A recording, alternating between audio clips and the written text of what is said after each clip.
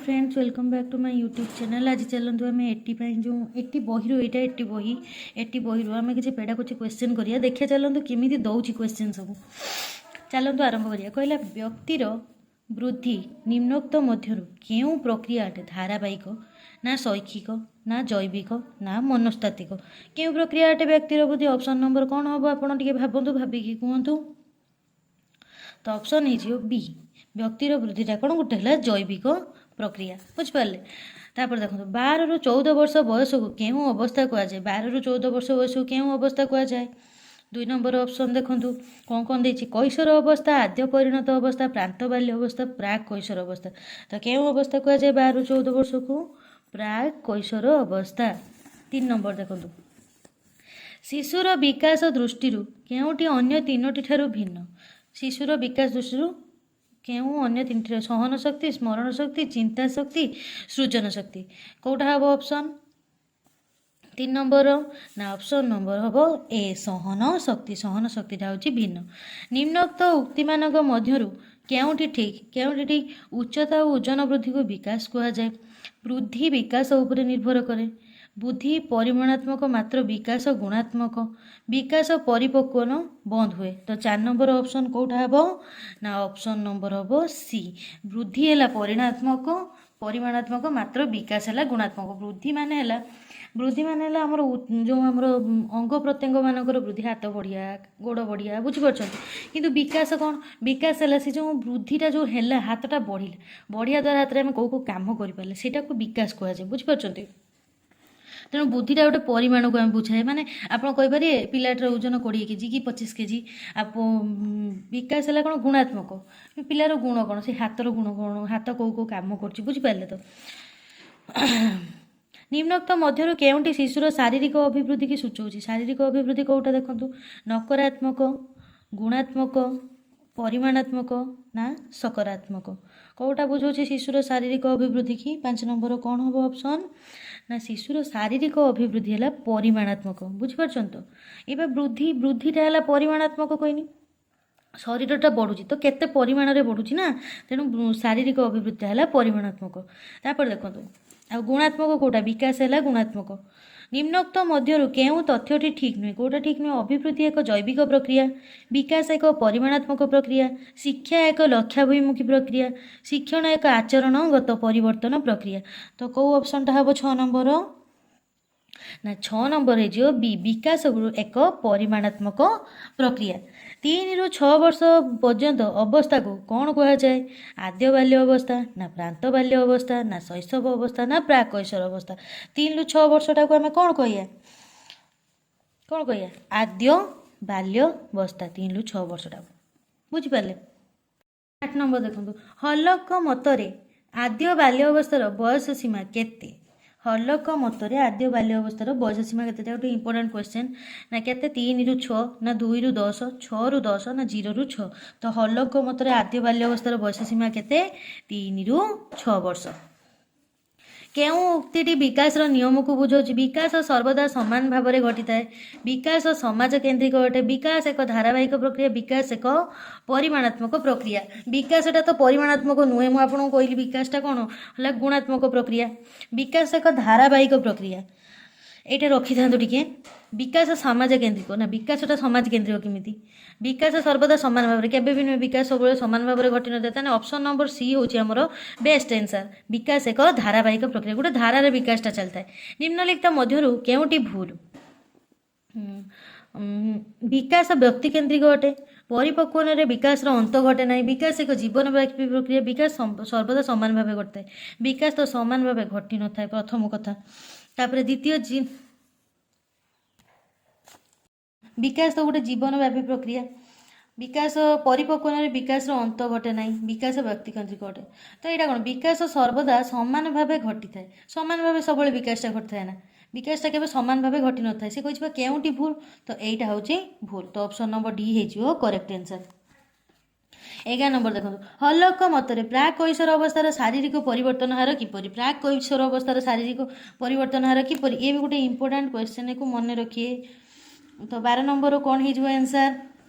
सरल रु जटिल एटा नुहे, सरी सरी सरी ये 11 नंबरटा गोटे इंपोर्टाट क्वेश्चन क्षिप्र प्राक कैशोर अवस्थार परिवर्तन हार किपर क्षिप्र अति क्षिप्र धीर क्षिप्र नुहे कि धीर नुहे तो 11 नंबर कौन है ऑप्शन नंबर डी क्षिप्र नुहे कि धीर नुहे हल्लक मतरे प्राक कैशोर अवस्था बुझे तो ये क्वेश्चन आप मन रखिए शिशुर विकास धारा किपरि गति करता किपरि सरल रु जटिल निर्दिष्ट रु साधारण जटिल रु सरल ना साधारण रु निर्दिष्ट किपरि गति करता है ना साधारण रु गोटे निर्दिष्ट दिग को गति करता है शिशुर विकास धारा क्यों उक्ति ठीक नुह कही विकास एक जीवनव्यापी प्रक्रिया विकास सर्वदा समान भाव में घटी था विकास व्यक्तिगत परिपक्व विकास यही क्वेश्चन तो आप पढ़ी गले तो यहाँ कौटा है ऑप्शन नंबर बी विकास सर्वदा समान भाव में घटता है यही उक्ति ठीक नुह कहीं विकास तो समान भाव में घटी न था व्यक्तिर अभिवृद्धि केउं प्रक्रिया द्वारा संगठित होता है केउं प्रक्रिया द्वारा सामाजिक जैविक शैक्षिक ना धारावाहिक तो 14 नंबर आंसर कौन हो बी बी व्यक्तिर अभिवृद्धिटा गोटे है केउं प्रक्रिया ना जैविक प्रक्रिया 15 नंबर क्वेश्चन देखो केउंटी सेफालोकौडाल विकास धारा को सूचाऊँगी सेफालोकौडाल विकास धारा को कौटा बुझाऊँगी 15 नंबर ऑप्शन देखो केन्द्र मुंड आड़िकी केन्द्र चतुर्पार्श्व मुंडर गुड़ आड़िकी उपरोक्त समस्त तो सेफालोकौडाल विकास धारा कौटा सूचाऊँगी ना ऑप्शन नंबर हो बी मुंडर गुड़ आड़िकी कहते से सेफालोकौडाल विकास यहाँ गोटे इंपोर्टाट क्वेश्चन मन रखिए तापर 16 नंबर देखो केउं विधि वृद्धि और विकास संपर्कित नुहे क्यों विधि निरंतर विधि एकीकरण विधि सहचर्य विधि प्रभेदीकरण विधि तो वृद्धि और विकास सहित कौटा संपर्कित नुहे ना 16 नंबर हो सहचर्य विधिटा वृद्धि और विकास सहित संपर्कित नुह बुझीपार युवा निरंतरण एकीकरण प्रभेदीकरण ये सब वृद्धि और विकास सहित संपर्कित कि सहचर्य विधिटा यहाँ संपर्कित नुह तो यहाँ मन रखिए आप क्वेश्चन देखो विकास संबंध में निम्नोक्त केउं उक्ति ठीक नुहे कौटा ठीक नुहे तो ऑप्शन गुड़ाक देखो कौन कौन अच्छी विकास जीवन आद्य बयसर मात्रा अत्यंत क्षिप्र विकास शरीर विभिन्न भाग में विभिन्न रूप से देखा जाए विकास केवल वंशानुगुण द्वारा निरूपित होता है विकास एक निर्दिष्ट धारा गति करता है तो 17 नंबर कौन हो आंसर देखो भलसे ऑप्शन देखिए कहतु तो 17 नंबर आंसर हो विकास केवल वंशानुगुण द्वारा निरूपित होता है यहाँ ठीक नुहे बुझीपार पचार केउं उक्ति ठीक नुहे तापर देखो हलक मतरे मानव जीवन केउं बयस सीमा पीरियड ऑफ स्ट्रेस टेन माने जो केउं बयस पीरियड स्ट्रेस टेन एटा होची कोडा हमर कैशोर अवस्था कहते ना चाप आ ताड़नार बयस बोली सेटा होची पीरियड ऑफ स्ट्रेस तो कैशोर अवस्था केते रु केते केते रु केते ना 12 रु 18 वर्षटा हमर होची कैशोर अवस्था बुझी परछंती कि एट देखु ना एटा टेबुलटा देखो देखि दियंतु थरे टेबुलटा मैं एटी आपनको देखे दउची ये टेबुलटा आप निहाती मन रखिए निहाती गोटे इंपोर्टाट टेबुलटे निहाती या क्वेश्चन भी आछि तापर देखो तापर क्वेश्चन गुणात्मक परिवर्तन होउछि विकास मत किए देइथले हॉलक फ्रैंक भांडेनडेल ना गैसेल किए देइथले गुणात्मक परिवर्तन होउछि विकास एटा किए देइथले ना भांडेनडेल देइथले बुझी पारछथि ये मत गुड़ाक निहाती आप मन रखिए सब मत किए कौन देता मतर तो प्रति वर्ष क्वेश्चन आसी जानते आप तो फेस भी करते परीक्षार पेडागोजी क्या कहुए पेडागोजी क्या कहुए शिक्षण संबंधी ज्ञान को शिक्षा योजना संपर्क विज्ञान को शिक्षादान संबंधी विज्ञान को शैक्षिक परीक्षण विज्ञान को तो पेडागोजी क्या कहुए ना शिक्षादान संबंधी विज्ञान आम केमी पिलाटा को पढ़ेगा सेटा तो पेडागोजी कहुए ना निम्नस्थ उक्ति मानक मध्यरु केउंटी ठीक उच्चता ओजनर वृद्धि विकास को बुझाए वृद्धि विकास उपर निर्भर करे वृद्धि परिमाणात्मक मात्र विकास गुणात्मक विकास परिपक्व देखो उच्चता ओजन वृद्धि विकास को एटा ओजन वृद्धि एटा वृद्धि को बुझाए बुझी पारछथि वृद्धि विकास उपर निर्भर करे ये भी होची ठीक ठीक नुहे से कही केउं उक्ति ठीक तार उच्चता ओजन वृद्धि विकास को बुझाए ये तो भूल वृद्धि विकास उपरे निर्भर करे ये भी भूल वृद्धिटा विकास उपरे निर्भर केमती करे वृद्धि परिमाणात्मक मात्र विकास गुण यहाँ तो ठीक अच्छे ऑप्शनटा देखिए विकास परिपक्वन में बंद हुए यहाँ भी भूल ताने आम ठीक उक्तिटा कौन वृद्धि है परिमाणात्मक मात्र विकास है गुणात्मक यहाँ निहाती आप क्लीयर है मातृगर्भर सब गर्भरे गर्भ संचार प्राय केते दिन पर पूर्णांग शिशुटी जन्म आप जानते मुझे आउ गोटे बही पेडाकुची करूँ क्वेश्चन बहुत थर आसी 22 नंबर क्वेश्चन तो ऑप्शन नंबर कौन हो 280 दिन ना 282 दिन 270 दिन 272 दिन तो 22 नंबर ऑप्शन कौन हो ऑप्शन नंबर ए 280 दिन शिशुर ये देखो क्वेश्चन शिशु शरीर परिमाणात्मक उन्नति को कौन कह जाए परिमाणात्मक उन्नति को कौन कह जाए मानसिक विकास शारीरिक अभिवृद्धि सामाजिक विकास आवेगिक परिमाणात्मक कोटा गुणात्मक कोटा से प्रथम आप मन पकातु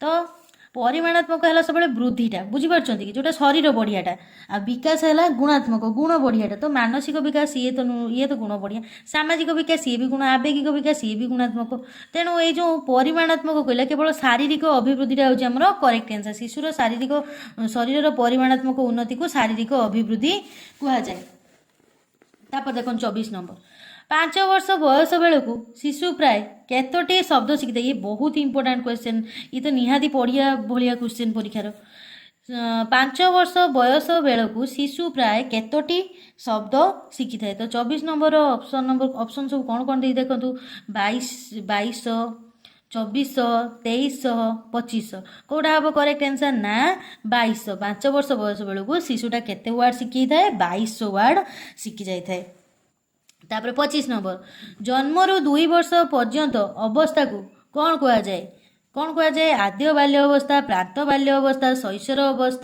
शैशव अवस्था बा प्राक कैशोर अवस्था कौन कह जाए ना शैशव अवस्था जन्मरू 2 वर्ष टेबुलटा तो आप देखी आप टेबुलटा मन रखी प्राय केते वर्ष बयस हेले शिशु अस्पष्ट और खंडित भाव में केतेक कथा कही थाए अस्पष्ट और खंडित भाव में केते कथा कही थाए तो केते वर्ष बयस अस्पष्ट और खंडित कथा कही थाए ना जो आम वर्षे ना 2 वर्ष ना 3 वर्ष ना 4 वर्ष ऑप्शन नंबर सी हो करेक्ट आंसर 3 वर्ष बेलू बुझिपारे यहाँ गोटे इंपोर्टाट क्वेश्चन मन रखिए 26 नंबरटा 27 नंबर केउं अवस्था शिशु विभिन्न उपाय वस्तुर वर्गीकरण करथाए केउं अवस्था शैशव अवस्था ना आद्य बाल्य अवस्था ना परवर्ती बाल्य अवस्था ना कैशोर अवस्था केउं अवस्था 27 नंबरटा कौन हम ना परवर्ती बाल्य अवस्था प्रांत बाल्य अवस्था केउं समय को कह जाए देखो से बाल्य अवस्था उपर केते क्वेश्चन आइलानी प्रांत बाल्य अवस्था केउं समय को कह जाए तो 28 नंबर कौन कौन देछि जन्मरू 2 वर्ष 2 रू 6 वर्ष 6 रू 10 बा 12 वर्ष 10 बा 12 रू 13 बा 14 वर्ष तो केउं समय कह जाए प्रांत बाल्य अवस्था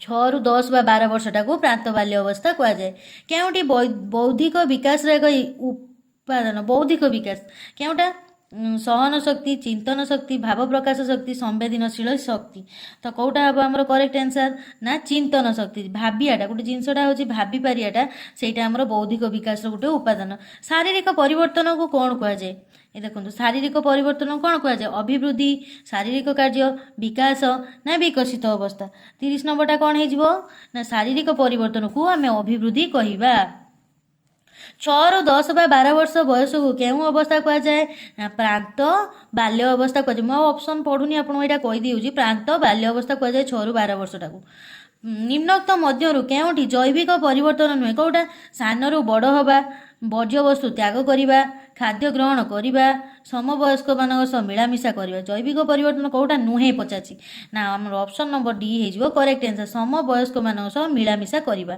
आ एडाक सब आमर जैविक परिवर्तन किंतु एटा जैविक परिवर्तन नुहे बुझिपारछन तो आज पई एतिकी रहिली आउरी एमती भल भल वीडियो आसीबो तो मो वीडियोटी भल लागिले लाइक करंतु शेयर करंतु चैनल को सब्सक्राइब करंतु आउरी भल भल वीडियो पाया पई मो चैनल सहित जोड़ी रुहंतु सांग माने रहिली धन्यवाद।